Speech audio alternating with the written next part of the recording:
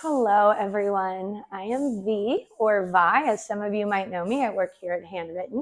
I wanted to make this quick little video on the best way to open some of our library wines. I brought the 2011 Stag's Leap District cab that we have kind of as a showcase.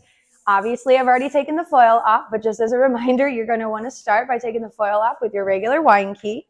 And instead of using a wine key on these older wines, as you can see, this little guy right here, they tend to kind of crumble the cork because it is a natural product. So as your wine ages, anything kind of 5-7 years or older, the cork gets soft. And that's really why it breaks or crumbles sometimes with those wines that you're trying to drink. So instead of the wine key, I'm going to bring out my favorite way to open a wine, the asso. So it's this guy right here. And first, I'd like to point out just that little tall, the longest piece here. We're going to start with this.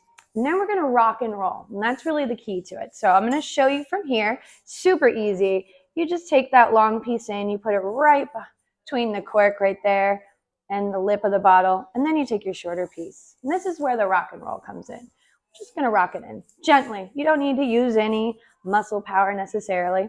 Now we roll it right out.